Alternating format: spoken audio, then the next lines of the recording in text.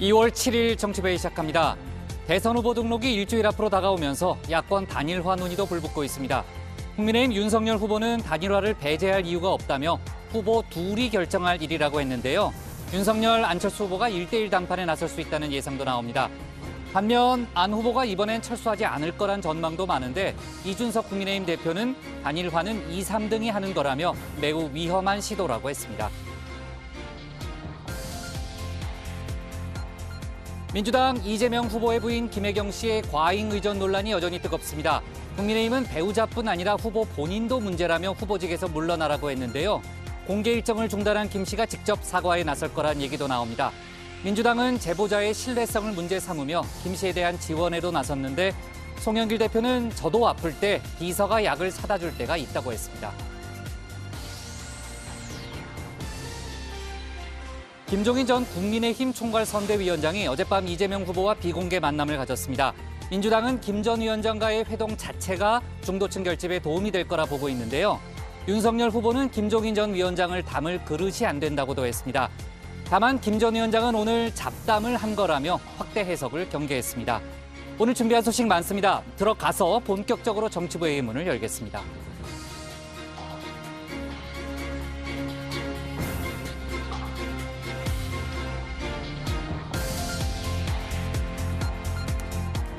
국가대표 정치뉴스쇼 정치배이 시작하겠습니다. 오늘은 운영진에 약간의 변화가 있는데요. 휴가를 떠난 박주름 마커를 대신해서 보도국 황혜린 기자가 일주일 동안 함께하게 됐습니다. 간단한 소감 듣고 가야죠. 황 마커.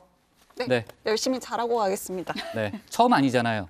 그렇죠. 그렇죠? 여러 번 왔었으니까. 초심으로 하고 가겠습니다. 그래요. 예, 더 기대가 큽니다. 자, 그러면은 다시 하도록 하겠습니다. 오늘 회의는 신체커, 황마커, 류 실장, 조멘토, 박준혜 수호통역사 그리고 정치부의 애청자 정의원분들과 함께하겠습니다. 속보 실시간 반영하면서 열어놓고 회의를 진행하죠. 신체커는 이제 준비되는 대로 나가서 발제 준비하고요. 류 실장, 원래 이제 내일로 추진되던 대선 후보 TV 토론이 무산이 됐잖아요. 그러니까 주말 사이에 많은 공방이 있었는데 민주당은 오늘 윤석열 후보를 집중적으로 공격하더라고요. 네, 그렇습니다. 특히 윤석열 후보가 2차 토론회 협상이 무산된 날 폭탄주를 마신 것으로 확인이 되면서 집중 포화를 맞고 있는 건데요. 국민의힘이 건강상의 이유로 토론회를 8일에서 11일로 연계달라 이렇게 앞서 요청했기 때문입니다. 민주당은 국민의힘이 국민을 기만했다고 날을 세웠는데 국민의힘은 내용이 와전된 거라고 해명했습니다. 네, 건강상의 문제는 와전된 내용이다라는 게 이제 국민의힘의 해명이었고요.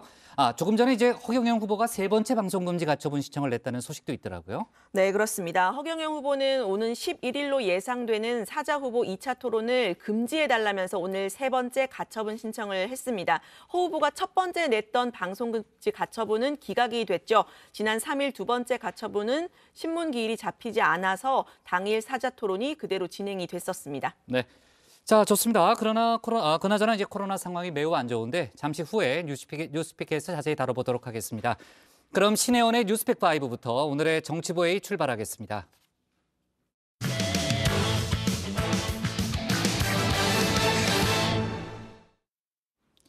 대선이 정확히 30일 앞으로 다가왔지만 여전히 대세를 알 수 없는 판세가 펼쳐지고 있습니다. 백중세죠. 남은 변수라고 한다면 TV토론과 배우자 리스크 또 단일화 성사 여부가 꼽히는데요. 오늘 나온 여론조사 결과까지 뉴스픽에서 자세히 분석해 보겠습니다. 그리고 베이징 동계올림픽 시작됐는데요. 다정의 자타공인 스포츠 전문가죠. 신체커가 준비한 올림픽3도 준비되어 있습니다. 네, JTBC의 가장 빠른 저녁 종합 뉴스 뉴스픽5 시작해 보겠습니다. 자, 오늘 준비한 소식은요. 대세 없는 대선 그리고 35286 한복공정과 완벽한 데뷔전 그리고 오늘은 금요일입니다. 자, 대선이 D-30일 꼭 한 달 앞으로 다가왔습니다. 보통 이쯤이면 대세가 누구라고 윤곽이 나오기 마련인데 이번 대선은 정말 올림픽 못지않게 막판까지 손에 땀을 쥐게 하는 초접전 박빙 양상입니다. 부족한 것은 채우고 잘못된 것은 고치면서 진화된 새로운 정부 반드시 만들어낼 것입니다, 여러분. 자유민주주의 가치로서 통합되고 하나 되는 그런 대한민국 국민이 함께하는 정치를 하겠습니다. 네, 대선 100일 전 여론조사가 선거 당일까지 이어진다는 승리의 법칙 깨진 지가 오래입니다. 그나마도 설 연휴 이후에는 무게추가 기울 줄 알았건만 민심은 여전히 오리무중인데요. 자, 오늘 공개된 새 여론조사 결과를 보면 두 양강 후보는 오차범위 안과 바깥에서 혼전을 벌이고 있습니다. 자, 먼저 오마이뉴스의 의뢰로 실시한 리얼미터의 조사 결과입니다. 윤석열 43.4%, 이재명 38.1%, 격차가 5.3%포인트로 윤석열 후보가 이재명 후보를 오차범위 바깥에서 앞섰습니다. 안철수 후보는 7.5%로 같은 조사에서 5주 만에 한 자릿수가 됐고요. 심상정 후보는 2.5%입니다. 자, 두 번째입니다. 한국사회여론연구소 KSOI 결과입니다. 윤석열 44.6%, 이재명 38.4%로 6.2%포인트 차로 윤석열 후보가 앞섰습니다. 역시 오차범위 바깥인데 두 후보 모두 지난주보다 올랐지만 윤 후보의 상승폭이 조금 더 컸습니다. 자, 이어서 안철수 8.3, 심상정 2.9%입니다. 자, 마지막 엠브레인 퍼블릭의 결과인데요. 윤석열 36.6, 이재명 35.7%로 두 후보의 격차가 0.9%포인트 소수점 차이입니다. 안철수 후보는 10.2%로 두 자리, 심상정 후보는 3.9%를 기록했습니다.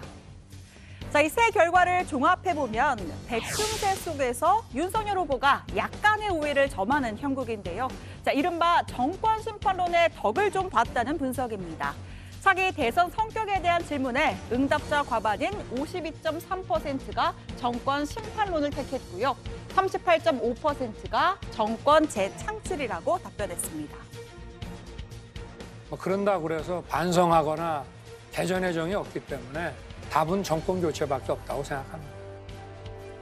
하지만 끝날 때까진 끝난 게 아닙니다. 판세를 완전히 뒤바꿀 수 있는 게임 체인저가 출몰하기엔 충분한 시간입니다. 자, 첫 번째 변수는 바로 TV 토론인데요. 최소 3차례의 TV 토론회가 남아 있습니다. 저축은행 대출 비리는 왜 봐줬을까? 우연히 김만배의 누나는 왜 아버지의 집을 샀을까? 왜 관계자가 전부 국민의힘밖에 없을까? 그 특정인 또는 그 몇 사람에게 3억 5천만 원 투자한 사람에게 배당받을 수 있는 최상한선이 캡을 씌우지 않고 이렇게 설계를 했다는 것 자체가 이게 문제 있는 거 아닙니까? 네, 지난주 첫 번째 토론회 결정적인 한방은 없는 탐색전 느낌이 강했습니다. 지난 주말 네 정당은 한국기자협회가 주최하는 두 번째 TV 토론 논의에 들어갔는데요. 국민의힘은 기자협회와 주간방송사, 그러니까 JTBC를 향해서 정치적 편향성이 있다는 근거 없는 주장을 제기하며 협상을 무산시켰습니다. 기자협회와 JTBC는 국민의힘과 황상무 선대본 언론전략기획단장을 강력 규탄하는 성명을 냈고요. JTBC 기자들에 대한 사과와 황 단장의 거취 결정을 촉구했습니다. 자, 이렇게 논란이 커지자 국민의힘은 한 발 물러서는 태도를 보였죠. 그것은 분명히 개인 의견이라고 말씀을 드리고요.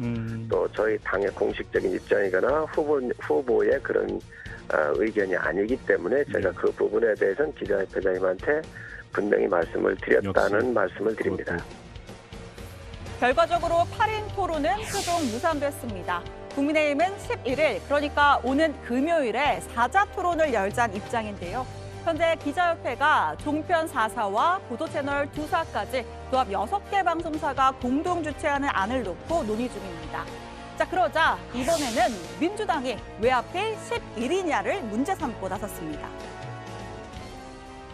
날짜를 누구한테 점을 봐가지고 뭐 지적을 받는 건지 이렇게 그 협상팀 보고를 들어보면 대단히 날짜 시간을 의식하고 또 이런저런 핑계를 대고 미루고 그래서 차라리 빼버리고 그냥 3자 토론 하는 게 어떤가. 자, 대선 두 번째 남은 변수, 배우자 리스크입니다. 주요 국면마다 김건희, 김혜경 씨 관련 이슈가 번갈아 터지면서 두 후보 지지율 반등에 발목을 잡고 있는데요. 국민들께서는 부적절해 보이나 그전에 나왔던 여러 가지 사건들과 비교해 볼 때 그렇게 심각하게 보시지는 않는 것 같다. 네, 우상호 의원은 실제로 3호, 즉 김혜경 씨와 이재명 후보가 직접 갑질을 한 사안은 아니라고 선을 긋기도 했습니다. 자, 오늘 동아일보가 실시한 조사인데요. 김혜경 씨 법카 유용 의혹이 이재명 후보에게 악영향을 줄 것이다라는 응답이 57%, 그리고 김건희 씨 통화녹음 논란이 윤석열 후보에게 악영향을 줄 것이라는 응답은 45%가 나왔습니다. 자, 대선 세 번째 변수입니다. 단일화인데요. 잠시 주춤했던 단일화 논의에 다시 불이 붙었습니다. 국민의힘 선대위에서 단일화에 열려 있다는 공식 언급이 나왔습니다. 우리 후보가 DJP 연합에도 얘기하고 그러셨는데 좀 조용히 하더라도 조용히 이루어져야 된다 이런 취지로 이해를 했고 상대에 대한 예의라고 보면 되겠죠. 어쨌든 가능성이 열려 있다고 보면 물론이죠. 자, 단일화가 된다면 그 시점은 언제일까요? 이 두 후보의 뜻만 맞으면 후보 등록 마감일인 오는 14일 직전이 될 수도 있습니다. 그럼 단일화 투표용지에 단일화된 한 사람만 이름만 인쇄가 되는 거고요.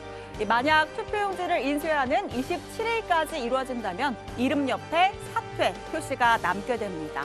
자, 이 복잡한 단일화 고차 방정식 잠시 뒤에 톡 쏘는 정치에서 자세히 짚어볼 텐데요. 자, 물론 당사자인 안철수 후보의 입장은 여전히 확고합니다. 공개적으로 그렇게 이야기하고 저희한테 미리 사전에 어떤 협의나 이런 것들은 저희들은 전혀 없습니다. 그래서 진정성을 느낄 수 없다는 말씀드립니다. 저는 말씀드리지 않습니까? 저는 당선을 목표로 뛰고 있습니다. 자, 두 번째 픽으로 가보겠습니다.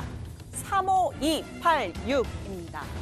자, 오늘 코로나 신규 확진자 수인 35,286명인데요. 오미크론 변이가 급속도로 확산하면서 확진자 수가 사흘째 3만 명을 넘어섰습니다. 아직도 이 10,000명대라는 단위가 얼떨떨한데 정부는 이달 말쯤엔 10만 명대 규모의 확진자가 나올 것이라 전망했습니다. 질병관리청과 국내외 여러 전문가들의 코로나19 발생 예측 결과에 따르면 2월 말경에는 국내 확진자가 13만 명에서 17만 명 수준까지도 발생할 수 있을 것으로 전망하고 있습니다. 이 정부가 확진자 전체를 관리하에 두는 게 현실적으로 불가능한 상황까지 왔습니다. 지금부터는 고위험군 환자만 집중 관리하고 그 외의 국민은 스스로 관리하는 방식으로 방역 체계를 전환합니다. 예를 들어서 고위험군은 재택치료지에 1일 2회를 유선으로 건강 상태를 모니터링하지만 일반 관리군은 정기적인 모니터링이 없고 필요하면 동네 병원과 의원에서 비대면 진료나 상담을 받게 됩니다. 재택치료 키트 지급도 간소화하고요. 역학조사도 확진자가 직접 기입하는 자기 기입식 조사로 단순화가 됩니다. 자, 이런 가운데 오늘 국회 복지위에서 큰 소란이 일었습니다. 확진자의 대선 투표권 보장 방안을 논의하던 과정에서인데요. 현재 선관위 방침에 따르면 올해 사전투표일, 그러니까 3월 4, 5일 종료 다음 날인 3월 6일부터 본투표일 3월 9일 사이에 확진이 된 경우에 유권자의 경우 사실상 투표를 할 방법이 없는 상황입니다. 자, 국민의힘이 정은경 청장을 상대로 대책 마련을 촉구하자 민주당에서 이런 발언이 나왔는데요. 투표 못하면 야당 표가 줄어들 것 같아 걱정을 하시는 것 같아요. 그런 걱정 안 하도록 확진자 관리 잘 하시고 빨리 치료해서 오히려 여당 후보 찍도록 잘 좀 안정적으로 관리를 좀 해주시기 바랍니다. 유권자들이 여당을 찍도록 코로나 관리를 해달라라는 발언에 국민의힘에서 거센 항의가 쏟아졌습니다. 명백한 선거법 위반이라면서 민주당 김성조 의원의 사과를 촉구했는데요. 결국 김 의원은 오해를 살 만한 표현을 했다며 사과했습니다. 여당 후보를 찍도록 해달라고 했어요. 이것은 명백히 선거법 위반이고요. 오해를 살 만한 여당, 야당의 비유적 표현을 한 것은 좀 유감입니다. 오해 없도록 양해해 주시기 바랍니다. 자, 그리고 오늘 국회에선 코로나 추경을 논의하는 예결위 회의도 열렸습니다. 당초 정부가 제시한 추경은 14조 원 규모인데 정치권에선 그 2배가 넘는 35조 또는 50조 원을 요구하고 나섰죠. 특히 민주당은 더 이상은 어렵다는 홍남기 부총리를 향해서 탄핵까지 언급하고 나섰습니다.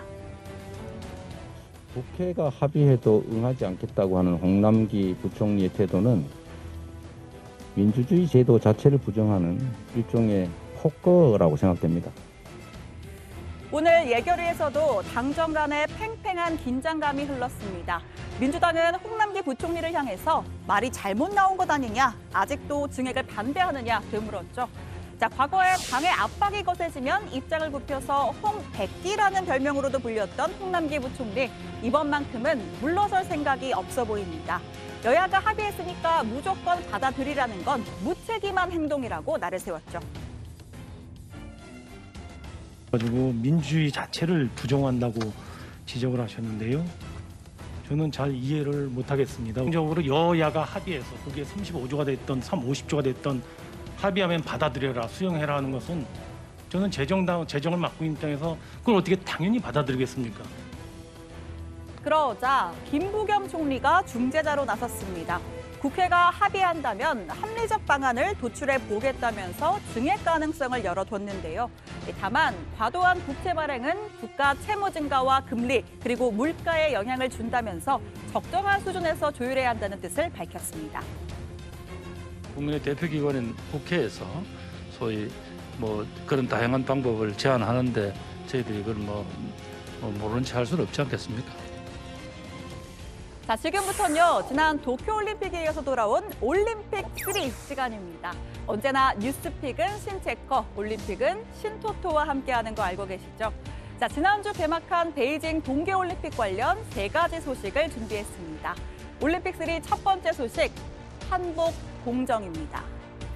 네, 지난 4일 개회식에 등장한 이 여성, 댕기머리를 하고 흰색 저고리에 분홍색 치마, 누가 봐도 한복을 입고 있습니다. 당장에 한복 공정 논란이 일었는데요.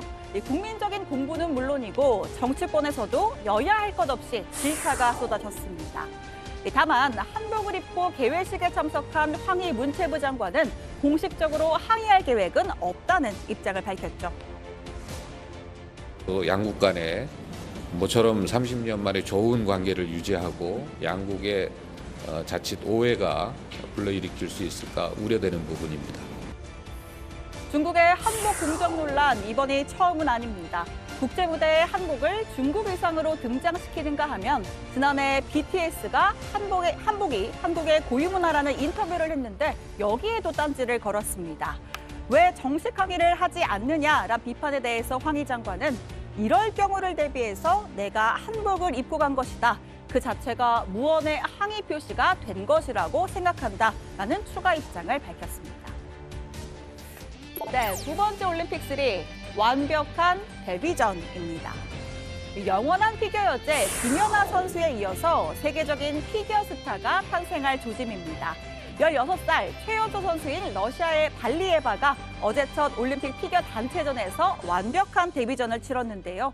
3바퀴 반을 도는 트리플 악셀부터 마지막 연결 점프까지 말 그대로 압도적인 연기를 선보였습니다. 자, 오늘 프리 경기에서는 한 차례 점프 실수가 나왔지만 역시 압도적인 1위로 러시아의 올림픽위원회 팀에 금메달을 안겼습니다. 올림픽에서의 새 스타 탄생을 지켜보는 것도 큰 재미인데요. 개인전에서도 발리에바 선수의 멋진 연기를 기대하겠습니다. 자, 오늘의 올림픽3 마지막 픽입니다. 오늘은 금요일입니다. 자, 오늘 월요일인데 무슨 소리냐고요? 아닙니다. 오늘은 우리 쇼트트랙 선수들이 금메달 사냥에 나서는 금요일입니다. 자, 오늘 저녁 8시 30분 최민정 선수의 여자 500m 그리고 황대현, 이준서, 박장혁 선수의 남자 1000m 경기가 열리는데요. 우리나라는 자타공인 쇼트트랙 강국이지만 최근 들어서 전 세계 실력이 많이 상향 평준화됐다고 합니다. 과연 오늘은 혼성계주의 아쉬움을 딛고 금메달 사냥 가능할까요? 저 신토토가 전직 쇼트트랙 금메달리스트이자 현 해설위원 이정수 선수에게 직접 물어봤습니다. 밴쿠버 동계올림픽 금메달리스트 이정수 선수이자 해설위원 모셨습니다. 예, 안녕하세요. 다정의 시청자 여러분, 쇼트트랙 이정수 선수입니다. 첫 올림픽 챔피언이 탄생하는 날이어서 많은 기대를 했었는데 참 아쉽긴 하지만 그래도 원래 기존에 있던 올림픽 종목이 많이 남아있기 때문에 확실히 노터치를 한 거는 명백한 사실이에요. 러시아 선수들이 실격당하는 건 맞는데 네, 육상으로 치자면은 바통 터치 있잖아요. 러시아 선수가 아마 그 런지에 선수 뒤에 있었을 거예요. 이게 본인 중국 선수가 살짝 터치한 줄 알고 아마 혼자 달려나간 것 같더라고요. 컨디션적인 부분은 굉장히 좋아 보였어요. 최민정 선수도 몸놀림이 되게 가볍고 이변이 있지 않는 한 메달 획득에 성공을 하지 않을까 싶어요. 전 세계적으로 너무 평준화가 됐어요. 그래서 결승만 가면은 그래도 메달권 안에 들 수 있는 확률이 높으니까 메달 사냥에 부상 없이 이렇게 도전을 잘 해서 성공을 했으면 좋겠습니다. 좋은 기운을, 금메달리스트의 좋은 기운을 불어 넣어주시길 바랍니다. 네, 감사합니다. 네, 감사합니다. 네, 금빛 기운을 우리 선수들에게 전하면서 오늘의 뉴스픽 마치겠습니다. 들어가서 원픽도 꼽아보죠. 뉴스픽 5였습니다. 네, 저희한테는 이제 신체커가 있기 때문에 뭐 올림픽이든 월드컵이든 걱정이 없습니다. 황마커는 오늘 처음 왔을 잘 모를 텐데 신체커가 정말 스포츠 정통한 그런 사람이에요. 저보다 훨씬 잘해요. 안내를 좀 해주세요. 모르는 게 없어요, 모르는 게. 네. 많이 여쭤보겠습니다. 자, 좋습니다. 뭐 이게 황마커가 좀 기분이 안 좋은 모양이네요. 그 얘기를 듣더니. 자, 그나저나 그 이정수 선수랑 직접 전화 통화를 했고 오늘 뭐 좋은 소식이 들려오기를 기대를 해보겠습니다. 자, 이제 대선이 30일 앞으로 다가왔습니다. 정확하게 이제 한 달이 남았는데 여전히 판세는 백중세예요. 아까 이제 여론조사 결과 신체커가 이제 소개를 했고요. 남은 변수라고 한다면은 일단 뭐 TV 토론, 단일화, 가족 리스크들이 뭐 좀 등장할 수 있다라는 여러 가지 얘기가 나오고 물론 이제 돌발 변수가 또 있을 수 있잖아요. 여러 가지 뭐 추가적인 변수는 있을 수 있고. 자, TV 토론 얘기부터 좀 해보면은 원래 이제 8일 예정됐던 토론회는 국민의힘의 거부로 무산이 됐고 11일에 다시 여는 방안이 지금 구체적으로 논의되고 있는 거죠? 네, 그렇습니다. 주최 측인 한국기자협회에 따르면 오는 11일 제2차 TV토론회가 열릴 가능성이 큽니다. 국민의힘 측이 11일에 토론회 개최를 요청을 했고요. 나머지 3당이 동의하면 이제 성사가 되는 건데요. 현재 정의당과 민주당 측은 언제든지 토론에 응할 용의가 있다라는 입장입니다. 11일 오후 종합편성 채널 4사와 또 보도 전문 채널 2곳 이렇게 공동으로 주최하는 안이 유력하게 검토되고 있습니다. 네. 자, 원래 그 내일 예정이었던 두 번째 토론회는 이제 국민의힘에서 여러 가지 이유로 이제 거부했기 때문인데요. 그동안 이제 특히 주말 동안에 거부 사유를 놓고 논란이 아주 컸죠. 네, 그렇습니다. 국민의힘 선대본의 황상무 언론전략기획단장은 주최 측인 한국기자협회와 주관사인 JTBC가 좌편향됐다는 근거 없는 주장을 하며 협상을 결렬시켰습니다. 이후 자신의 페이스북에 재차 기자협회와 JTBC를 비난하는 글을 올렸는데요. 현재는 논란이 커지자 삭제를 한 상태입니다. 네. 자, 아까 이제 국민의힘에서는 이제 황상무 단장에 대해서 뭐 개인적인 의견이라고 이제 선을 긋는 그런 모습도 볼 수 있었는데 황 단장이 이제 KBS 기자 출신이죠. 앵커도 지냈고 과거에는 이제 본인도 기자협회 소속이었습니다. 이제 관련해서 이제 기자협회와 JTBC 모두 비판 성명을 냈죠. 네, 그렇습니다. 한국기자협회는 황상무 단장이 느닷없이 기자협회와 JTBC가 편향돼 있다고 주장을 해서 이 토론 협상 다른 참석자들을 아연실색해 했다라고 했습니다. 황상무 단장은 본인 스스로 기자협회 회원이었다라고 밝혔는데 그렇다면 이 황 단장은 좌편향 단체에 소속이 됐단 말인가라고 되물었고요. 자, 이어서 기자협회는 지난해 민주당이 추진하던 언론중재법 개정안에 반대해서 민주당과 갈등을 빚었다. 황 단장은 이런 사실에 대해서 과연 어떤 답변을 내놓을지 궁금하다 꼬집기도 했습니다. 한국기자협회 JTBC 지회도 황 단장과 국민의힘을 강력히 규탄하며 JTBC 기자들에 대한 사과도 함께 촉구했습니다. 그리고 황 단장 거취 결정도 이제 촉구를 한다는 성평을 발표하기도 했습니다. 황 단장은 JTBC뿐만 아니라 JTBC에 소속돼 현장에서 팩트를 발굴하기 위해 고군분투하는 기자 전체를 모독했다는 겁니다. 또 이번 TV토론 무산 사태에서 국민의힘이 드러낸 건 좌와 우를 가르며 네 편과 내 편을 따지는 낡은 언론관이다 이렇게 지적하기도 했습니다. 네, 자 일단 11일이 유력하다고 아까 이제 얘기를 했고요. 이제 관련돼서 이제 여러 방송사가 동시에 중계하는 방안이 일단 추진되고 있다고 하니까요. 토론 협상 내용은 저희가 계속해서 좀 업데이트를 좀 해보고요. 자, 올림픽이 시작되면서 이제 신토토의 올림픽 3도 시작이 됐습니다. 조금 전에 저도 얘기했지만 저는 아주 뭐 마음이 든든해요. 신토토가 있기 때문에. 오늘 남녀 개인전 결승, 그러니까 두 종목이 일단 예정이 돼 있고요. 네. 어떻습니까? 뭐 신체커의 촉으로 봤을 때는 가능할 것 같아요? 여자 500m, 남자 1000m가 있는데요. 일단 남자 1000m는 세 선수가 여자 500m는 그동안 메달이 없었죠. 네, 사실 그 최민정 선수가 평창 때 은메달을 땄었는데 이제 실격 판정을 받았습니다. 맞아요. 이번에 꼭 서력을 할 것 같은 금빛 기운이 저에게 들어오고 있습니다. 좋습니다. 예전에는 그냥 예상을 했었는데 좀 신중해졌어요. 요즘엔 몇 번 틀리더니. 그래서 거의 정확합니다. 네, 거의 정확하고요. 자, 오늘 신체커가 고른 원픽은 뭡니까? 네, 오늘의 원픽 이렇게 잡겠습니다. D-30일에도 대세 없는 대선, TV토론 배우자 단일화 변수입니다.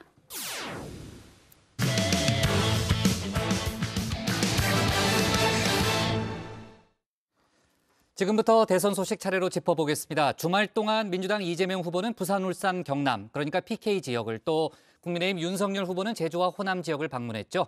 두 후보는 약속이나 한 듯 고 노무현 전 대통령을 언급하면서 눈물을 보였습니다. 두 후보의 노무현 마케팅의 배경은 뭔지, 또 이재명 후보의 부인 김혜경 씨 관련 소식까지 상황실에서 짚어보겠습니다.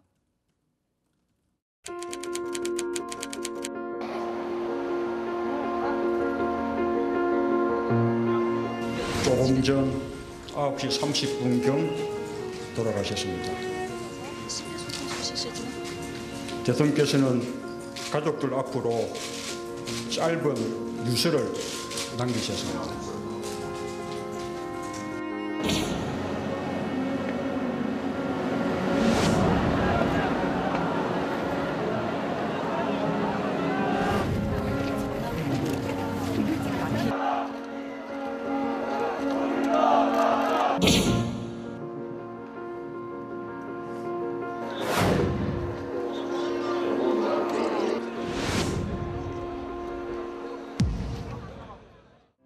네, 2022년 2월 대선을 한 달 앞두고 고 노무현 대통령이 다시 등장했습니다.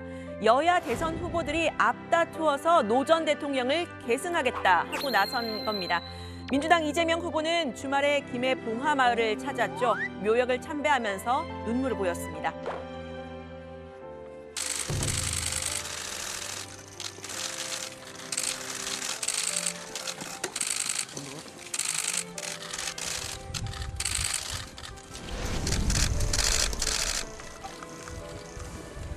다시 봉화에 왔습니다. 이것을 보면 언제나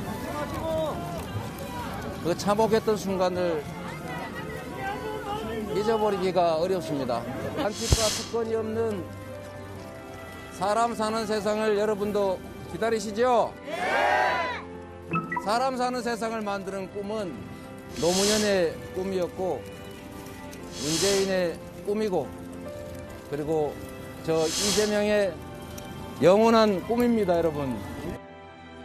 네, 국민의힘 윤석열 후보도 노 전 대통령을 언급했습니다. 노무현 정부 당시에 건설이 시작됐던 제주 해군 기지를 둘러본 뒤에 소회를 밝혔는데 역시 울먹이는 모습이었습니다. 저는 노무현 전 대통령의 고뇌와 결단을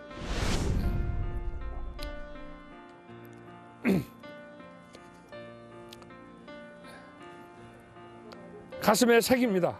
더 이상 이것을 정쟁이 아닌 통합과 평화의 상징으로 저와 우리 국민 모두가 바꿔야 됩니다. 자유 대한민국의 국민 통합은 이제부터 여기 강정마을부터가 시작입니다. 네, 입술까지 살짝 깨무는 모습이었는데 야당 후보인 윤 후보의 이런 모습 다소 의외죠. 본인이 울먹인 이유는 이렇게 설명을 했습니다. 노무현 대통령께서는 어떤 그 순수한 그 열정 그리고 어떤 원칙 있는 국정 운영을 해오신 분인데 본인을 지지하는 정치 세력에서 극구 반대하는 것을 국익이라는 한 가지 원칙에 입각해서 이 해군기지 건설 이 결단을 내리는 것이 얼마나 힘들고 고독한 결정이었을까 하는 것을 생각해 보니까 네, 두 후보 모두 말하자면 노무현 마케팅 경쟁에 나선 건데요. 감정이입을 한 부분은 달랐습니다. 이재명 후보는 본인도 노 전 대통령처럼 아무것도 가진 것 없이 실력으로만 이 자리에 왔다면서 반칙과 특권 없는 세상으로 상징되는 노무현 정신을 강조했습니다. 여기에 노 전 대통령의 비극적인 죽음은 정치 보복 때문이라면서 검찰 권력의 남용에 희생되신 걸 생각하니 눈물이 났다고 했습니다. 이 후보는 최근에 이런 말을 한 적도 있었죠. 제가 지면 없는 죄 만들어서 감옥 갈 것 같습니다, 여러분. 감옥 갈 것 같습니다, 여러분. 검찰 공화국이 열립니다, 여러분. 네, 윤석열 후보는 최근 강한 안보를 내세우고 있습니다. 노 전 대통령이 자주 국방을 강조했던 점을 들면서 원칙 있는 국정 운영을 해오신 분이다 지켜 세웠는데요. 부인 김건희 씨의 녹취록에 따르면 윤 후보는 노 전 대통령의 연설을 외울 정도로 좋아했다고 하죠. 윤 후보는 여기에 노 전 대통령이 해군기지 건설 당시 주민과 지지층의 반대를 무릅쓰고 강행을 했던 점을 강조했습니다. 절차적인 정당성이 지켜지지 못한 데 대해서는 공동체의 회복, 국민 통합의 가치를 지켜나가겠다라고도 했는데 정작 주민들이 반대했던 또 다른 지역 현안에 대해서는 잘 모르고 있었습니다. 제주 지역에 건설이 추진됐던 공군 탐색기지가 있습니다. 그에 대해서 어떻게 생각하시는 생각 있습니까? 공군 무슨 기죠? 예? 공군 탐색기지입니다. 그건 제가 잘 모르는데 죄송합니다.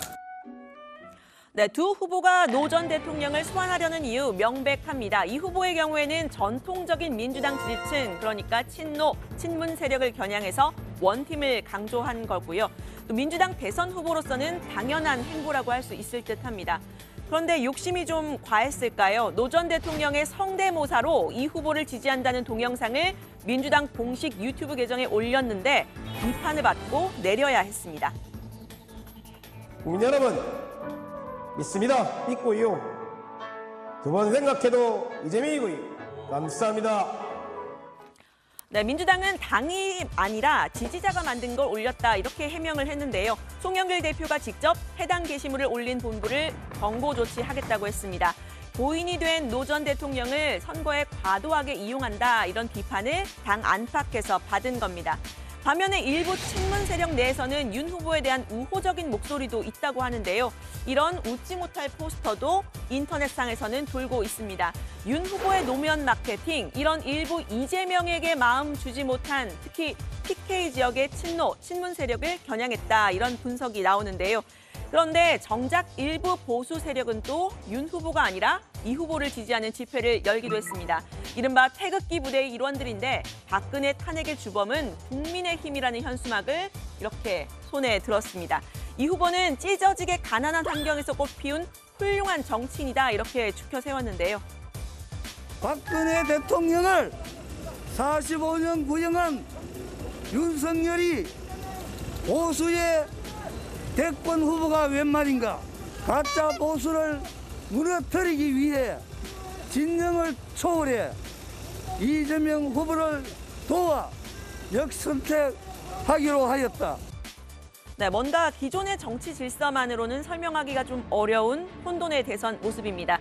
이런 가운데 두 후보 말고도 노무현 마케팅에 동참한 사람이 있었습니다. 국민의당 안철수 후보인데요.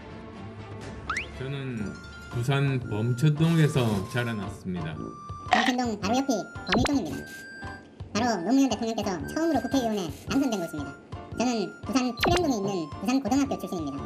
노무현 대통령이 본인 정치의 출발점이라고 하셨던 바로 그 초량동입니다. 네, 안 후보는 노 전 대통령의 정치적 고향, 부산이 본인의 고향이라는 점을 강조했습니다. 노 전 대통령 취임식에 국민 대표 중에 한 명으로 참석한 인연을 강조하기도 했는데 네, 이렇게 말이죠. 노 전 대통령의 진짜 계승자는 본인이라고 했습니다. 만약 그분이 살아계셨다면 그대로 두고 보셨겠습니까? 국민을 분열시키며 상대방의 실수와 완사의 이익만으로 평생 먹고 사는 진영 정치를 타파해야 합니다. 그 일 미약하지만 저와 안철수가 걷고 있다는 점을 말씀드리고 싶습니다. 네, 이번에는 대선판을 뒤덮은 배우자 리스크 짚어볼 텐데요. 이 후보의 부인 김혜경 씨는 주말에 광주 전남 방문을 포함해서 공식 일정을 모두 중단한 상태입니다. 도청 직원들에게 사적인 용무를 보게 하고 특히 법적으로도 문제가 될 수 있는 약 대리 처방 그리고 법인카드 유용 의혹까지 불거진 상태죠. 이 후보는 고개를 숙였습니다. 오류를 일으킨 점에 대해서 다시 한번 우리 국민 여러분께 사과드립니다. 제 불찰입니다. 제가 좀 더 세밀하게 살피고 또 경계했어야 마땅한데 그게 부족했다는 점에 대해서 다시 한번 사과드리면서 네, 김혜경 씨의 과잉 의전 논란, 대선 막판에 불거진 이슈로는 파급력이 좀 큰 듯합니다. 이 후보의 사과 그리고 김 씨의 서면 사과에도 논란이 가라앉지 않고 있는데요. 민주당은 방어에 나섰습니다. 그런데 이 방어의 방식, 후보의 이 불찰, 사죄라는 표현과는 톤이 좀 다른 듯한데요. 과잉 의전 논란은 따져보면 큰 문제가 없었다는 식으로 얘기를 하고 있는 겁니다. 송영길 대표는 결정직 공무원은 비서 업무, 공관 업무를 하기 위해서 고용한 사람이라면서 쇠고기 배달 같은 사적 업무가 공식 업무였다는 취지로 말을 했습니다. 경기도지사 공관이라는 게 있잖아요. 예. 그 공관에 여러 모임과 회의 또 손님을 초대해서 식사하고 하는 그런 업무에 있는 것으로 저는 알고 있습니다.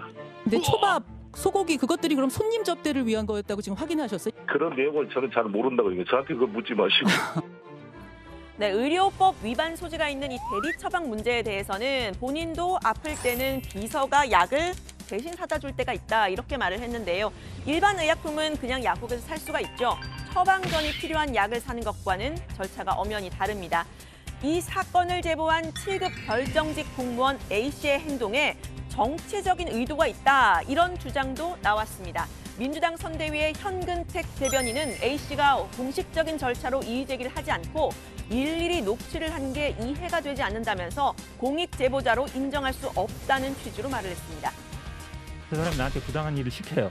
그럼 그거 다 녹음하고 녹취해놓고 캡처해놓습니까? 한 번에 공개하는 것도 아니고 하나씩 공개하면서 저는 이게 그래서 약간 정치적인 목적도 있어 보인다는 거 생각하는 거예요. 네, 제보자 A씨는 보도 이후에 이 후보 측 인사들이 연락을 해와서 이 신변의 위협을 느끼고 있다고 하죠. 국민의힘은 현 대변인의 이러한 발언이 A씨에 대한 2차 가해라고 주장하고 있습니다. 그 A씨라고 하는 폭로자, 공익제보자로 신청하신 분을 이게 왜 의도를 가지고 녹취한 게 아니냐. 그리고 그만두면 됐지 왜 그만두지 않고 나중에 정치적으로 쟁점을 하냐. 이런 식으로 자꾸 그 문제 제기를 우회적으로 하면은요. 이게 저는 박원순 시장 때 피해 호소인 논란하고 똑같이 가는 겁니다. 2차 가해가 아닐 수가 없습니다. 네, 현 대변인은 2차 가해를 한 건 본인이 아니라 A씨를 목소리를 공개한 보수 유튜버라고 맞받으면서 이 인정을 하지 않았는데요. 민주당 입장에서는 분명히 위기로 보이는 이 김혜경 씨의 과잉 의전 논란 어떻게 대처하는지에 대해서도 유권자들이 지켜보고 있습니다. 물론 국민의힘은 김 씨의 과잉 의전 논란에 대해서 그야말로 총공세를 펴는 모습입니다. 대리 처방, 카드깡, 법카 유용까지 온갖 나쁜 일들이 다 벌어졌는데 진짜 몰랐다면 주변 관리조차 못하는 무능한 사람이고 알고도 묵인했다면 사실상 범죄를 방조한 공범입니다. 그런데도 이재명 후보는 부인 책임인 양 모른 척하고 또 부인 김혜경 씨는 비서에게 모든 것을 뒤집어 씌운 채 숨어 있습니다. 네, 오늘로 대선이 딱 30일 남았습니다. 김혜경 씨의 과잉 의전 논란이 대선판을 뒤덮고 있는데요. 민주당에서는 김 씨가 직접 사과에 나설지 한다면 언제 어떻게 할지에 대해서 고민이 깊은 모습입니다. 여야 후보들의 노무현 마케팅 역시 막판 부동층 표심 잡기에 나선 결과라는 분석이 나오는데요. 앞으로의 파장 역시 다정회에서 전해드립니다. 오늘 발전 이렇게 정리합니다. 이재명, 윤석열, 노무현 마케팅 경쟁, 김혜경 과잉 의전 방어 나선 민주당 논란. 네, 오늘로 이제 대선이 정확히 30일 앞으로 다가왔고 이제 여야 대선 후보들의 2차 TV 토론이 11일에 열릴 가능성이 높다는 얘기를 아까 했는데요. 확정이 됐습니다. 확정이 돼서 기자협회가 조금 전에 이제 발표를 했고요. 시간도 나왔습니다. 오후 8시부터 2시간 동안 이제 방송될 예정이고 종합편성 채널 4개사와 또 보도 채널 2개사 합쳐서 6개사가 이제 생중계할 예정이라고 하고 사회자는 기자협회가 추천하고 4당 후보가 동의하는 그런 인물로 선정하기로 했다는 그런 내용입니다. 자, 이재명 후보의 부인 김혜경 씨 관련 의혹 계속해서 이제 나오고 있고 또 국민의힘도 적극적으로 의혹을 제기하고 있는데 오늘은 경기도 관용 차량과 관련된 의혹이 제기가 된 거죠? 그렇습니다. 이 김혜경 씨가 이 쇠고기와 초밥, 샌드위치 등 음식을 도청 공무원을 통해서 배달하도록 하고 이 명절 친족 선물과 성묘 차례상 준비까지 시켰다 이런 보도가 나왔는데요. 전 경기도청 공무원 제보자 A씨가 폭로한 내용들입니다. 권력을 사유화하고 법인카드 등 공금을 유용했다는 의혹인데 오늘은 이 김 씨가 경기도청의 관용 차량을 이용했다는 의혹이 불거졌습니다. 국민의힘 박수영 의원은 지자체장 배우자는 관용 차량 이용이 금지가 돼 있다는 점을 들었습니다. 단체장 배우자는 공무원이 아니기 때문에 사적으로 차량을 이용할 수가 없고, 이 차량은 아예 차고지를 저 아파트 안에 있는 순회동 주민복지센터를 차고지로 지정을 해놓고 늘 저기에 서 있었습니다. 이재명 후보의 배우자가 상시 차량을 사용했다는 것이 됩니다. 네, 박 의원은 김 씨를 전담하는 비서가 2명이 아니라 3명이라는 제보를 받았다면서 월급을 경기지사의 업무 추진비로 지출했다는 의혹도 추가로 제기를 했습니다. 매월 20일에 150만 원씩 일정 금액이 현금으로 인출이 됐는데 현금 지출에 대해서는 사인을 받아서 처리하도록 되어 있다. 그런데 경기도가 자료를 내지 않고 있다고 주장했습니다. 행안부나 총리실 감사원에서 모든 지자체를 조사해야 하는 거 아니냐 이런 주장도 했는데요. 김부겸 총리는 혹시 잘못된 게 있다면 시정하라는 공직 공무지침을 통해서 한 번 더 주의를 환기하겠다고 했습니다. 민주당은 즉각 반박 입장을 냈는데요. 일단 김 씨의 관용 차량 사용 의혹은 전혀 사실무근이라고 했습니다. 이 지사의 긴급 대응 등의 공적 업무가 필요할 경우 사택에 관용차를 배치를 했다고 하는 겁니다. 또 비서 관련 의혹에 대해서는 국민의힘이 지목한 인물은 성남시장 시절 근무했던 전직 공무원이고 경기지사 시절엔 교류가 없었다고 했습니다. 또 업무 추진비 현금 출금은 월급 지급에 쓸 수 없고 홈페이지에 공개돼 있어 다른 목적으로 쓸 수 없다고도 했습니다. 국민의힘을 향해선 터무니없는 마타도어라며 즉각 사과하고 책임지라고 했습니다. 민주당 의원들이 선대위 입장이라고 글을 올렸다가 내리는 일이 있었죠? 네, 그렇습니다. 민주당 선대위 김병욱 직능본부장과 이원욱 조직본부장이 어젯밤 김 씨의 과잉의전 논란을 보도한 언론사를 향해 오보로 판명될 땐 책임을 져야 한다는 선대위 입장문을 공유했는데요. 기사를 조목조목 비판한 내용이 담겨 있었습니다. 제보자 A씨는 7급이 아니라 8급이고 김 씨는 A씨에게 직접 일을 시킨 적이 없고 이름도 모른다는 겁니다. 소고기를 산 냉장고 2대는 집이 아니라 공간 3층에 있었고 대부분 업무용으로 사들인 것이다라는 내용 등입니다. 김 씨 관련 보도는 노무현 대통령의 아방궁 사저, 노무현 논두렁 시계 같은 과거 보도를 연상시킨다 이렇게 주장했습니다. 자, 그런데 김병욱, 이원욱 두 의원은 이 입장문을 소셜미디어에서 삭제했습니다. 민주당은 해당 글은 공보단을 사칭을 한 글이라면서 선대위의 공식 입장인 줄 알고 포스팅을 했다가 사실이 아닌 것으로 확인이 돼서 내린 것이다, 해프닝이다라고 해명을 했습니다. 자, 그런데 실제 선대위 주요 인사들은 방송 등에 출연해서 김혜경 씨 관련 의혹이 큰 잘못은 아니다라는 취지로 즉 문제 입장문과 비슷한 내용으로 해명하고 있는데요. 자, 이에 정의당 오현주 대변인은 이재명 부부의 사과 이후 선대위의 대응을 보면 사과의 자세를 티끌만큼도 찾아볼 수 없다. 내로남불을 넘어선 적반하장이라고 말했습니다.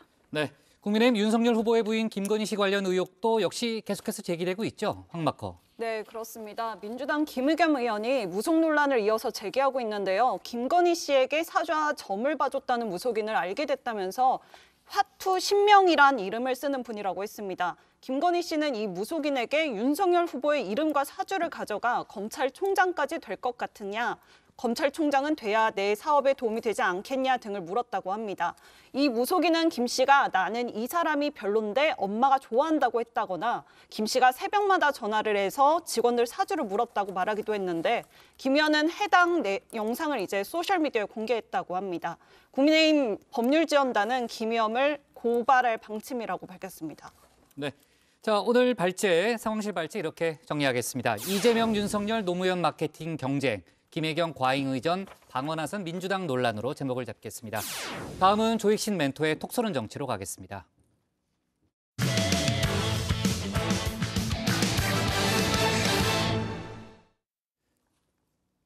국민의힘 윤석열 후보가 국민의당 안철수 후보와의 단일화 가능성을 언급했습니다. 정권 교체를 위해 대선에 나왔다는 점에서 방향이 같다는 거죠. 단일화 여부는 안 후보와 자신이 전격적으로 결정할 사안이라고도 밝혔는데요. 국민의힘에선 CSY 연합, 공동정부 이야기까지 나왔습니다. 민주당 역시 안 후보에게 연일 러브콜을 보내고 있는데 관련 내용을 톡쏘는 정치에서 짚어봅니다.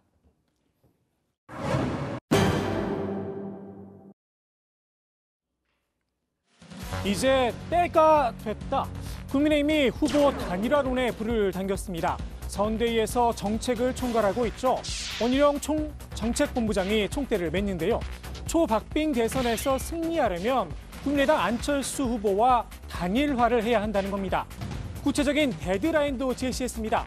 대선 후보 등록 마감일인 14일 전까지는 결론을 내야 한다고 말했습니다.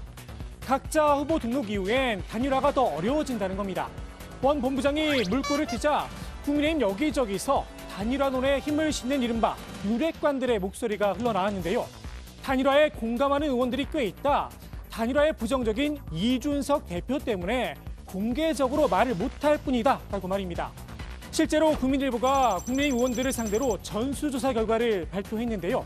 조사에 응한 101명의 의원 가운데 67명이 단일화가 필요하다 이렇게 응답을 했습니다. 윤핵관들은 연일 안 후보에게 거친 말을 쏟아내고 있는 이 대표를 향해 불만도 드러냈는데요. 국민에게 오만하게 보일 수도 있다는 겁니다. 가만히 듣고 있을 이 대표가 아니죠. 당장 발끈하고 나섰습니다. 후보 모시는 분들 중에서 일부가 정치적인 목적으로 그런 군부를 떼는 거에 대해 가지고 저는 굉장히 우려를 표합니다. 개인의 정치적 이해를 위해서 그런 언급을 하는 것은 아주 부적절해 보입니다. 이 대표는 진절머리가 난다는 표현까지 썼는데요. 이번 주 금요일이 되면 단일화란 말이 더 이상 안 나올 거다 장담을 했습니다. 아마 이런 의미겠죠. 11일 정도 가면 확연하게 이번 대선의 결과를 예측할 수 있을 정도의 여론 표차가 있을 것이다. 지지도 표차가 있을 거라고 생각을 하는 것 같고요. 그리고 이제 13, 14일 날이 등록이기 때문에 사실상 등록하고 나면 이 단일화라고 하는 게 굉장히 어려운 일이기 때문에 그때 결론이 난다. 그런 뜻으로 얘기하는 것으로 봅니다. 권영세 선거대책본부장도 단일화론에 일단 선을 그었죠. 단일화 계획은 없다고 말입니다. 그런데 윤 후보의 생각은 조금 달랐나 봅니다. 그동안 안 후보에게 예의가 아니라며 단일화 관련 언급을 피해왔는데요. 뉘앙스가 미묘하게 달라진 겁니다. 단일화에 대해서는 기본적으로 저와 선대 본부 측에서 다룰 문제이고요. 어떻게 가져갈 것인지에 대해서는 제가 공개적으로 언급하기에는 좀 부적절한 사안이라고 생각합니다. 당장 이런 해석이 따라붙었습니다. 그거는 후보와 선대위에서 하는 거다. 이 얘기 말하면 당대표 빠지라는 얘기거든요. 그다음에 내가 이거 공개적으로 얘기할 건 아니다. 이 얘기 뭐겠어요. 비공개적으로는 할 수 있다는 얘기잖아요. 그래서 제가 보기엔 윤석열 후보 뜻은 단일화 쪽으로 가 있는 것 같아요. 오늘 한국일보 인터뷰에선 단일화에 한 발짝 더 다가선 입장을 내놨습니다. 안 후보와 단일화, 배제할 필요는 없다는 겁니다. 구체적인 방법도 제시를 했습니다. 단일화를 한다면 바깥에 공개하고 진행할 게 아니라 안 후보와 나 사이에서 전격적으로 결정할 사안입니다. 안 후보는 정권 교체를 위해 대선에 나온 분이라는 점에서 저와 방향이 같습니다. 합쳐서 갈 수 있으면 가자는 겁니다. 윤 후보가 단일화의 문을 열어두자 국민의힘 분위기도 바뀌었습니다. 단일화 계획은 없다던 권영세 선대본부장 입장을 선회한 겁니다. 배제할 생각이 없고 그다음에 그 방식에 있어서는 너무 떠들고 하는 거는 안철수 후보에 대한 예의가 아니고 또 후보가 핵심적으로 관여해서 해야 된다라는 입장, 그게 우리 입장하고 다르지 않습니다. 단일화론에 힘을 싣는 캠프 인사들의 공개 인터뷰도 이어졌습니다. 국회 의석수를 생각하면 압도적인 정권 교체가 필요하다는 겁니다.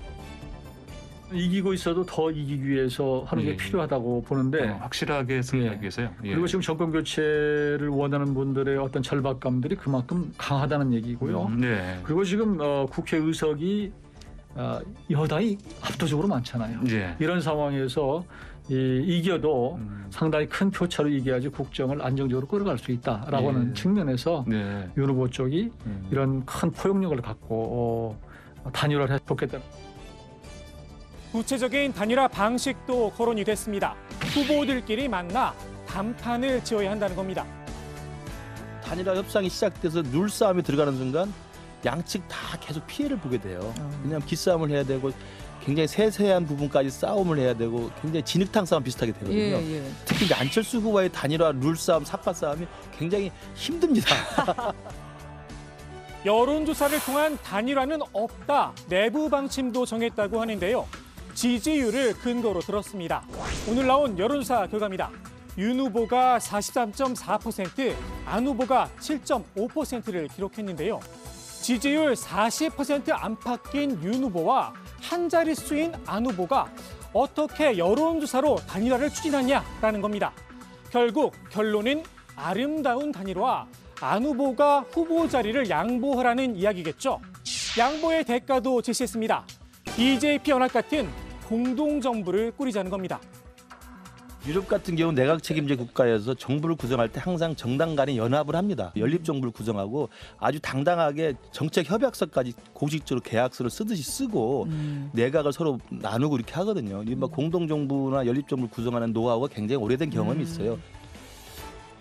이른바 CSY 연합 구상 과연 가능할까요?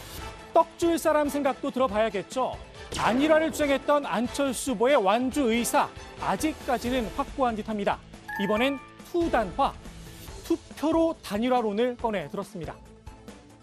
많은 여론조사들이 제가 더 경쟁력이 있고 적합하다는 그런 결과가 나오고 있습니다. 그래서 저는 대선 때가 되면 국민들께서 알아서 어느 후보가 더 자격이 있는지 판단하고 몰아주실 거라고 생각합니다. 오늘 나온 여론조사 결과입니다. 실제로 윤 후보로 단일화를 했을 때보다 안 후보로 단일화를 했을 때 민주당 이재명 후보와의 격차가 더 커지는 걸 볼 수가 있습니다. 하지만 이건 어디까지나 가상 대결입니다. 과연 안 후보 생각처럼 국민들이 표를 몰아줄까요? 더욱이 이 투다라론 이미 지난 지방선거 때 안 후보가 한 차례 들고 나왔었죠. 결국은 그렇게 지지를 받지 못한 후보가 대승적인 차원에서 포기하거나 또는 마지막까지 경쟁을 하더라도 그건 유권자들이 시민분들이 한 후보에게 표를 모아주실 거라고 말씀드린 바 있습니다. 당시 서울시장 선거 안 후보의 기대와 달리 3위에 그쳤었다는 건 안 비밀입니다. 그래서일까요? 국민의당 내부에서조차 조심스럽게 단일화 이야기가 흘러나오기 시작했습니다. 최진석 상임선대위원장은 공식 입장은 완주라면서도 정치는 생물이란 꼬리표를 남겼습니다. 국민이 무엇을 원하는지를 가장 중요하게 봐야 한다는 겁니다. 정치는 생물이다. 민주당과 단일화 가능성도 완전히 배제할 순 없겠죠. 민주당도 단일화론에 분부를 지폈는데요. 꺼내든 카드는 책임 총리제였습니다. 우리 헌법이 가지고 있는 내각제적인 요소, 즉 총리 제도라는 게 있는 거기 때문에 이것을 책임 총리제로 만들어서 뭔가 이 연립정부의 구상을 만들어 가야 된다. 누가 잡더라도 저는 이게 맞는 길이다. 단순한 장식용 총리, 대통령이 언제든지 해임시키고 마음대로 할 수 있는 그런 총리라면 누가 하려고 그러겠습니까? 알겠습니다. 다만 국민의당 반응은 싸늘합니다. 황운길 대표와 그러니까 더불어민주당과 국민의당 사이에는 드루킹과 김경수라는 큰 강이 흐른다. 이렇게 얘기를 하는데요. 물론 사실 너무 뒤끝 있는 거 아닐까? 뒤끝이 얘기죠? 아니죠. 드루킹과 김경수에 대한 어떠한 공식적인 사과도 없는 상황입니다. 결국 단일화의 키는 안 후보가 쥐고 있는 듯한데요. 오늘 다시 한번 당선을 목표로 뛰고 있다. 완주 의사를 밝혔습니다. 다만 양당이 공개적으로 단일화를 말한 것 자체가 진정성이 없다는 말도 덧붙였는데요. 그럼 물밑지 않은 괜찮다는 이야기인 걸까요? 오늘의 톡수는 한마디 안 후보의 말로 개신합니다. 기본적으로 공개적으로 그렇게 이야기하고 저희한테 미리 사전에 어떤 협의나 이런 것들은 저희들은 전혀 없습니다. 그래서 진정성을 느낄 수 없다는 말씀드립니다. 네. 자, 이제 대선이 30일 앞으로 다가왔고 특히 이제 후보 등록이 일주일밖에 안 남았기 때문에 이제 단일화 관련한 여러 가지 언급이 정치권에서 이제 구체적으로 터져 나오는 그런 상황입니다. 마지막에 이제 안철수 후보의 얘기도 저희가 들어봤지만요. 국민의당 안철수 후보는 공개적으로 단일화를 언급하는 건 오히려 진정성이 없다. 이런 또 입장을 좀 밝히고 있고요. 관련해서 이제 국민의힘 윤석열 후보도 계속해서 일정을 좀 치르고 있으니까 기자들이 계속 물어보잖아요. 단일화 관련 언급이 있었죠. 네, 그렇습니다. 윤석열 후보는 단일화 가능성을 배제하지 않는다는 입장 외에는 말을 아꼈는데요. 단일화에 대해선 언급하지 않겠다. 더는 들을 말씀이 없다고 선을 그었습니다. 안 후보가 공개적인 단일화 언급에 불쾌감을 표시한 만큼 일단 윤 후보도 공개적인 발언은 자제한 걸로 보입니다. 네. 자, 앞서 이제 조멘토의 이제 발제도 저희가 들어봤지만 여전히 이제 국민의힘 내부에서는 단일화 하자는 의견도 있지만 또 이준석 대표 같은 경우에는 상당히 나쁜 선택이라는 그런 주장을 이어가고 있는 상황이고요. 윤석열 후보가 오늘 내놓은 공약을 좀 보면요. 음주운전자의 면허 결격 기간을 1년에서 3년으로 상향 조정하겠다는 그런 내용이죠. 네, 그렇습니다. 윤석열 후보가 짧은 영상으로 공약을 소개하는 24번째 이른바 쇼츠를 공개했는데요. 혈중 알코올 농도가 0.08% 이상을 기준으로 한 단순 음주운전 2회, 그리고 대물, 대인사고 등 모든 경우에 대해서 음주운전자 면허 결격 사유 기간을 3년으로 늘리겠다고 밝혔습니다. 영상에는 이준석 대표가 음주운전 그거 완전 살인행위 아니냐 이렇게 묻고요. 또 원희룡 정책본부장이 음주운전 전과야말로 악질 중에 악질이다 이렇게 대답하는 장면이 나오는데요. 원 본부장은 대통령 출마도 못하게 해야 되는 거 아니냐라면서 민주당 이재명 후보를 겨냥하기도 했습니다. 네. 자, 앞서 저희가 상황실에서 여야 유력 주자들이 노무현 전 대통령 얘기를 하면서 울먹이는 그런 모습도 봤는데요. 전국을 돌면서 또 바쁜 일정을 소화했죠. 이재명 후보는 아까 이제 PK 지역을 갔다는 얘기를 했고, 윤석열 후보는 어제 석 달 만에 광주 5.18 국립민주묘지를 찾았죠. 네, 그렇습니다. 윤 후보가 광주 5.18 민주묘지를 다시 찾았지만 이번에도 역시 분양은 하지 못했습니다. 5월 어머니회 등 유족들이 전두환 옹호 발언과 개사가 논란에 항의하면서 윤 후보를 막아선 건데요. 윤 후보는 추모탑 30m 앞에서 멈춰서서 참배를 했습니다. 윤 후보는 5월 정신을 이어받아 자유민주주의를 지키고 국민 통합을 이루겠다고 다짐했습니다. 네, 윤 후보는 광주를 한국판 실리콘밸리로 키우겠다며 호남 표심 구애에도 나섰는데요. 광주에 AI 산업 융합 클러스터와 AI 반도체 특화단지를 조성하고 광주 영암 간 고속도로를 건설을 해서 독일의 아우토반처럼 만들겠다 약속을 했습니다. 또 광주 대구 달빛 고속도로 조기 착공도 공약으로 내걸었습니다. 윤 후보는 광주 서구 화정 아이파크 붕괴 사고 현장도 찾았는데요. 유족들을 만나 철저한 사고 경위 조사와 수사 당국의 신속한 수사를 약속했습니다. 윤석열 후보가 사드를 추가 배치하겠다는 얘기를 했잖아요. 지난번 이제 첫 번째 토론회에서도 이제 사드 추가 배치를 놓고 상당히 이제 후보들 간에 격론이 벌어졌는데 후보지로 언급되는 지역들이 일제히 반발하고 나섰다는 거죠. 네, 맞습니다. 충청과 강원에서 민주당을 중심으로 비판 성명이 잇따라 발표됐는데요. 민주당 강원도당 위원장인 허영 의원은 국민의 안전과 생명을 볼모로 한 인질극이라고 날을 세웠습니다. 민주당 충남도당 청년위원회도 국가 안보를 볼모로 국민 편가르기를 하고 있다고 지적했습니다. 이재명 후보 직속 균형발전위원회 역시 지방은 안중에도 없고 실효성도 없는 사드 추가 배치 공약에 적극 반대한다고 밝혔습니다. 네, 국민의힘도 대응에 나섰습니다. 윤석열 후보는 요격 장소는 꼭 수도권이 아니어도 강원도든 충청도든 아니면 경상도지만 조금 더 당겨오든 제가 볼 때는 위치는 군사적으로 정해야 할 문제라고 답변했다면서 이 말의 의미는 전국 어디나 배치가 가능하고 배치 장소는 군사 전문가들이 가장 효과적인 입지를 충분히 검토해서 결정해야 한다는 것이라고 강조를 했습니다. 특정 지역을 염두에 둔 발언은 아니라는 겁니다. 네, 관련한 논란이 이어지고 있기 때문에 아마 2차 토론회에서도 11일에 열리는 2차 토론회에서도 아마 공방이 벌어지지 않을까 하는 생각이 들고요. 일부 언론은 국방부가 사드 추가 배치가 필요하다는 결론을 내렸다 이렇게 보도하는 그런 얘기가 있었는데 오늘 국방부의 입장이 나왔죠. 네, 그렇습니다. 이 국방부는 한미가 고고도 미사일 방어 체계인 사드 추가 배치 검토하고 있지 않다고 밝혔습니다. 지난 2015년 독자적인 사드 확보가 필요하다는 내용의 보고서를 제출받았다라는 보도에 대해서도 모든 연구 용역 결과가 정책에 반영되는 건 아니다. 군사적 차원에서 효율적인 한국형 미사일 방어 체계 개선을 위해 민간 연구기관 등을 통해 다양한 연구 용역을 시행하고 있다고 설명을 했습니다. 현재 우리 군은 요격 능력 향상을 위해 종말 단계의 상층 방어용으로 장거리 지대공 요격 미사일 LSM 체계를 자체 개발 중이라는 겁니다. 참, 그 사드 추가 배치 관련해서요. 중국 쪽에서 우회적인 메시지가 나왔다는 거죠? 네, 그렇습니다. 중국 공산당 내 권력서열 3위인 리잔수 전국인민대회 상무위원장이 지난 5일 베이징 동계올림픽 개막식 참석을 위해 중국을 방문한 박병석 국회의장과 만났다고 하는데요. 인민일보 보도에 따르면 이 자리에서 리 위원장은 한중은 영원한 이웃이라고 평가를 하면서 민감한 사안을 잘 해결해 장기적으로 이익을 소해야 한다 이렇게 말했다고 합니다. 리 위원장이 언급한 민감한 사안이 사드 추가 배치를 염두에 둔 발언이 아니냐 이런 해석이 나오고 있습니다. 네, 뭐 구체적으로 얘기는 안 했지만 그런 추정도 또 가능한 그런 맥락이네요. 국민의당 안철수 후보의 일정을 좀 살펴보면요. 오늘 디지털 경제연합 주최 간담회에 참석을 했죠. 네, 그렇습니다. 안철수 후보는 이 자리에서 머리는 빌리면 된다는 건 구시대의 사고방식이라고 지적했습니다. 최소한 어떤 머리를 빌릴까 하는 정도의 머리는 갖고 있어야 제대로 된 리더가 될 수 있다고 강조했는데요. 지금은 군 출신 대통령이 산업화 시대의 경제와 과학 분야를 전문가에게 전적으로 맡겼던, 그러니까 20세기가 아니라 21세기라는 겁니다. 안 후보는 대통령이 가져야 할 가장 중요한 자질은 전 세계 기술 발전 흐름의 기본적 상식, 지식을 갖고 전문가와 함께 토론하고 질문할 수 있는 정도의 수준이 돼야 한다고도 말했습니다. 네.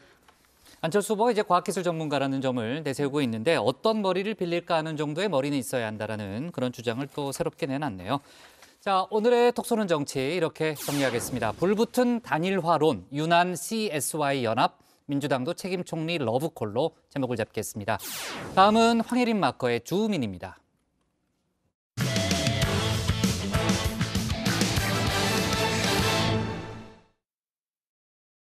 네, 어젯밤 이재명 민주당 후보가 김종인 전 국민의힘 총괄선대위원장을 심야에 비공개로 만났죠. 어떤 배경이었는지 상당히 궁금증이 많은데 그렇지 않아도 여야가 이제 김종인 전 위원장을 향해서 러브콜을 보내고 있다는 그런 얘기가 많이 나오고 있죠.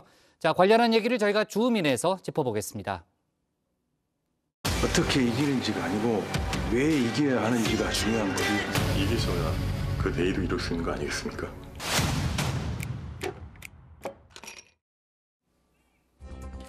최근에 개봉한 영화 킹메이커의 한 장면입니다. 대선판이 열렸을 때 대선 후보 말고 관심이 집중돼야 되는 인물, 바로 이 킹메이커로 불리는 선거 전략가입니다. 왜 이겨야 하는지를 고민하는 건 후보의 몫이겠지만 어떻게 이기는지를 구상하는 건 흔히 킹메이커라고 불리는 이의 역할입니다. 늘 대통령 되는 사람한테 내가 부탁하고 싶은 건 뭐냐면 대통령 되는 순간에 뭐 측근이고 무슨 가족이고 친구고 이런 것에 대한 집착을 하면은 당신 절대 성공하지 못한다고 얘기를 합니다. 주민이 고른 오늘의 인물, 김종인 전 국민의힘 총괄선대위원장입니다. 대선철마다 별의 순간을 언급해오던 자칭, 타칭, 킹메이커입니다. 별, 그러니까 대권 기회를 잡을 운명의 순간이 온 대선 후보들 이름에 별을 달아주는 역할을 하겠다고 해왔습니다. 이번 20대 대선을 앞두고도 이 별의 순간을 얘기해왔었는데요. 인간이 살아가는 과정에 별의 순간은 한 번밖에 안 와요. 내가 보기에 윤석열 총장이 별의 순간을 잡은 것 같아. 그 별의 순간이라는 게 그걸 지켜지려면 그렇게 쉽게 가는 게 아니에요. 복이 있어야지 성공을 할 수가 있는 건데 그런 게 없었으니까 지금 이런 현상이 초래가 된 거예요. 김종인 전 위원장은 윤석열 후보에게 별의 순간이 있다며 함께했지만 33일 만에 결별을 택했었죠. 그러자 민주당에서 별의 순간을 잡아줄 길잡이, 김종인 전 위원장에게 몇 차례 구애를 펼쳤습니다. 그러다 이재명 민주당 후보가 직접 나섰습니다. 어제 저녁 8시쯤 서울 광화문에 있는 김종인 전 위원장의 사무실에 찾아 나선 건데요. 80분 정도 만났습니다. 코로나 방역 문제와 경제 위기 극복 방안 등을 얘기했다고 합니다. 선대위 관계자는 이 후보가 먼저 만나자고 한 걸로 알고 있다고 전했습니다. 송영길 대표도 직접 지원 사격에 나섰습니다. 원래 한번 만나시겠다 그랬으니까요. 저도 한 두세 번 만나 뵀었거든요. 근데 우리 이재명 후보에 대해서 긍정적 생각을 가지고 계시고 윤석열 후보에 비해서 이재명 후보가 잘 준비되어 있다는 것은 인정하는 것 같습니다. 하지만 민주당 송영길 대표도 한때 김종인 전 위원장과 함께했던 국민의힘 지도부도 김종인 전 위원장의 민주당 선대위 합류에 대해선 노란불을 켰습니다. 글쎄요, 난 무슨 특별한 왔다 갔다 뭘 지지하고 이런 것이 아니라 국가가 나아갈 올바른 방향에 맞는 조언이 있지 않을까 이렇게 생각합니다. 자연인이시니까 그 찾아오는 사람을 쫓아낼 수도 없는 거 아니겠습니까? 그래서 오겠다 그러면은 아마 거절할 수가 없어서 만나신 거 아닌가 이렇게 생각이 됩니다. 그리고 양식이 있는 분이니까 하루아침에 그 태도를 돌변하시거나 그럴 분은 아니라고 생각을 합니다. 앞서 김종인 전 위원장도 한 언론과의 인터뷰에서 이재명 후보와 만날 수는 있지만 선거를 돕는 그런 짓은 할 수 없다고 선을 그은 바 있죠. 오늘도 김 전 위원장은 기자들과 만나 특별히 관심 가질 필요가 없다고 했습니다. 사실 윤석열 후보도 지난달 말에 김종인 전 위원장에게 전화를 걸었습니다. 새해 인사라고는 했지만 김 전 위원장이 선대위에 떠나고 나서 첫 연락이었습니다. 다시 별의 순간을 잡아줄 길잡이에게 손을 내민 것 아니냐 관심이 주목되기도 했습니다. 그러다 설이 끝나고 나서 민주당 이재명 후보가 김종인 전 위원장을 만난 겁니다. 민주당은 중도층, 합리적 보수층을 공략하기 위한 전략이라고 설명하고 나섰습니다. 킹메이커를 둔 일종의 쟁탈전 아닌가 하는 상황인데요. 이번 대선 그 어느 때보다도 근소한 차이로 승부가 가려질 거란 전망들이 나오다 보니 조금의 가능성을 더 키워줄 길잡이를 찾아 나서는 걸지도 모릅니다. 오늘 주민 한마디는 김종인 전 위원장의 지난달 발언으로 대신합니다. 비전과 희망을 갖다가 유권자들에게 줘가지고 표를 하게 돼 있는 건데 어느 특정 연령계층의 어떤 특정 후보를 치냐고 이런 얘기를 한다는 자체가 내가 보기에는 합리적이 아니라고 생각하세요. 네, 김종인 전 국민의힘 총괄선대위원장이 이재명 후보를 어젯밤에 이제 비공개로 만났고요. 아까 이제 보니까 잡담만 했다라는 이제 그런 얘기를 하기는 했습니다만 어쨌든 만났을 때 여러 가지 이제 정치적 해석이 따라올 거라는 것 정도는 이제 김종인 전 위원장이 알고 이제 만남을 가졌을 가능성이 크고요.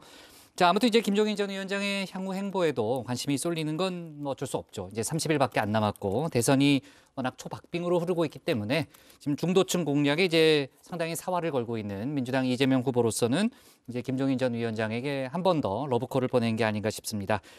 그렇더라도 이제 이재명 후보가 김종인 전 위원장뿐 아니고요. 오늘 내일 연속해서 이제 만남을 갖고 있는데 오늘 점심에는 이상돈 전 의원을 비공개로 만났다는 거죠? 네, 그렇습니다. 이재명 후보가 오늘 이상돈 전 의원과 비공개로 오찬 회동을 했는데요. 이 전 의원은 2012년 박근혜 새누리당 비대위원장 당시에 김종인 전 위원장과 함께 핵심적인 비대위원으로 활동했던 인물입니다. 박근혜 정부에 참여를 하진 않았는데요. 또 이 후보가 중앙대 법대 재직 학생으로 있던 시절에 교수를 해서 같이 인연이 있는 인물이기도 합니다. 이 후보 측은 내일은 이 후보가 윤여준 전 환경부 장관을 만나기 위해서 일정을 조정 중이라고 했습니다. 중요한 국면이기 때문에 모든 가능한 자원과 인재를 총동원해야 된다라는 말씀을 먼저 드립니다. 두 분은 원래 평소 제가 아주 잘 아는 분들이시고 제가 자주 전화로도 상의드리고 하는 분들인데 제가 세부적인 말씀을 드리는 건 적절하지 않을 것 같아서 윤 장관님은 제가 역시 아주 역량이 있으신 어른이시고. 네, 자 제3지대 다른 후보들의 일정도 좀 짚어볼게요. 김동연 후보는 이재명, 윤석열 후보를 향해서 이제 동시에 비판의 목소리를 냈는데 어떤 내용입니까, 황마커? 네, 김동연 후보는 오늘 보도되는 한 언론과의 인터뷰에서 이재명, 윤석열 후보를 향해 후보들이 내세우는 공약과 이 공약에 대한 실천력은 전혀 별개의 문제라고 비판했습니다. 특히 이재명 후보의 국민소득 5만 불 시대 공약을 겨냥했는데요. 임기 내에 달성하려면 연간 8%씩 성장해야 하는데 과거 박정희 정부 때나 가능한 얘기라고 했습니다. 그러면서 후보들이 공약 실천에 드는 예산을 계산해봤는지도 의문이라며 이건 윤석열 국민의힘 후보도 마찬가지라고 지적했습니다. 네, 다만 김동연 후보는 후보들 간의 정책 연대 가능성은 열어뒀습니다. 김 후보는 여러 정당들의 핵심 가치나 경제 공약들이 너무나 허황되고 선거 전략식의 공약이 난무하고 있다고 비판을 했는데요. 후보들이 같이 모여서 대화를 나누고 공통 공약 추진 시민 평의회를 구성해서 국민에게 희망을 줘야 한다고 했습니다. 김 후보는 지난해부터 후보 간의 공통 공약 개발을 제안한 바 있기도 합니다. 네, 지난번 이제 여야 대선 후보들의 첫 번째 토론회에서 안철수 후보가 이제 연금 개혁 관련된 약속을 끌어내기도 했었잖아요. 심상정 후보가 오늘 연금 개혁 관련한 공약을 발표했죠, 조멘토. 네, 그렇습니다. 심상정 후보는 오늘 더는 보험료율 인상을 미룰 수가 없다. 미래 세대의 부담을 줄여주기 위해서는 국민연금 제정에 대한 우리 세대의 책임을 높여야 한다. 연금 개혁 의지를 밝혔습니다. 비록 불편하고 부담스러운 일이지만 국민 여러분께 국민연금 보험료 인상을 제안한다면서 다른 후보들에게도 연금 개혁을 지금부터 활발하게 논의하자 제안하기도 했습니다. 저부터 연금 개혁의 방향을 제안하겠습니다. 물론 연금 개혁안은 앞으로 사회적 논의와 합의를 거쳐서 정해질 것입니다. 이 개혁의 논의가 생산적인 논의로 발전할 수 있도록 토론의 방향을 제안드리는 것입니다. 다른 후보들께서도 자신의 연금 개혁 방향을 제시해서 활발한 토론이 진행되기를 기대합니다. 네, 심상정 후보는 연금 개혁안으로 24년째 동결된 보험료율을 현행 9%에서 약 3에서 4%포인트 올리는 수준을 언급했습니다. 불안정 취업자와 같은 가입자의 가입 기간을 늘려서 국민연금 보장성을 실질적으로 강화하겠다는 계획도 내놨는데요. 자, 심 후보는 실제 받게 될 급여액 수준을 보여주는 실직 소득 대체율은 평균 23에서 4%이라면서 실질 소득 대체율 목표를 30%로 내놨습니다. 임기 중에 기초연금을 30만 원에서 40만 원으로 올리겠다는 계획도 발표했습니다. 어제는 2030 여성 관련 공약들 내놨죠, 유 실장. 네, 그렇습니다. 심 후보는 직장에서 위계형 성범죄 무관용 원칙을 세우겠다고 선언했습니다. 권력형 성범죄 공소시효 10년을 완전 폐지하겠다고 했고요. 이런 사건이 생겼을 때 징벌적 손해배상 제도를 도입해서 사업주의 책임을 강화하는 등 징계를 강화하겠다고 강조했습니다. 성별 임금 격차 해소법을 제정하겠다고도 했습니다. 한편 심상정 후보는 오늘 윤석열 후보가 한 언론과 인터뷰에서 구조적 성차별은 없다. 차별은 개인적 문제라고 말한 부분을 비판하는 메시지를 내기도 했습니다. 여성들이 더 당당해진 건 맞지만 구조적 차별이 사라졌다는 건 완전히 별개의 문제라고 지적한 겁니다. 심 후보는 또 이 모든 게 여성 개인이 잘못해서 능력이 부족해서라는 이준석 대표의 신념을 표를 위해 그대로 흉내내는 건 아니길 바란다고 전했습니다. 네, 자 아까 시작할 때 유 실장하고 잠깐 얘기는 해봤지만요. 허경영 후보가 오늘 세 번째 방송금지 가처분 신청을 냈다는 거죠? 네, 그렇습니다. 허경영 후보가 오늘 오전에 서울 서부지법을 찾아서 오늘 11일 열릴 걸로 거론이 되는 대선 후보 4자 TV 토론 방송을 금지해달라 가처분 신청서를 냈습니다. 11일 확정됐죠. 아까 제가 속보로 얘기했듯이요. 허 후보는 지금까지 언론 방송사가 방송 보도에서 다른 대선 후보들에 비해 자신을 노출시키는 빈도가 현격히 적었다면서 보도 내용이나 태도에 있어서도 주로 자신을 희화하거나 부정적인 시각으로만 보도하는 등 명백한 불공정, 편파 방송을 해왔다 이렇게 주장을 했습니다. 또 5% 이상의 지지율 확보라는 기준에 미치지 못해 TV 토론에서 제외하는 건 위헌과 위법의 연장선상에 있다 이렇게 전했습니다. 자, 그런데 이 허 후보가 대선 후보 TV 토론의 길이 막히자 단독 토론을 이제 하겠다라고 나섰습니다. 오늘 오후 2시 반부터 100명 이상의 유튜버들을 섭외해서 정책 토론을 진행하는 걸 생중계했는데요. 앞서 허 후보는 코로나 방역으로 인한 국민의 경제적 고통이 한계에 달해서 1억 받는 법을 통해 허경영 공약을 자세히 국민들에게 알리는 노력에 최선을 다하고 있다고 했습니다. 또 이번 토론회가 허경영의 실전 민생 정책을 국민들에게 펼쳐 보이는 기회가 될 것이라고 이번 단독 토론회 취지를 알렸습니다. 네, 자 대통령 선거도 열리는 바로 그날 이제 재보궐선거도 열리는데요. 열기가 아주 뜨겁다 그러더라고요. 이제 서초갑, 국민의힘 서초갑 같은 경우에는 10명이 지원했다는 이제 그런 얘기도 나왔습니다. 자, 좋습니다. 오늘 주민 제목 이렇게 정리하겠습니다. 여야의 김종인 구애 작전, 별의 순간은 어디로로 제목을 잡겠습니다. 자, 오늘 정치별은 여기까지입니다. 이제 저희가 시간이 10분 바뀌었죠. 내일 오후 4시 40분에 정확히 다시 찾아뵙겠습니다. 고생하셨습니다. 고생했어요. 잘 올림픽 3. 네. 네.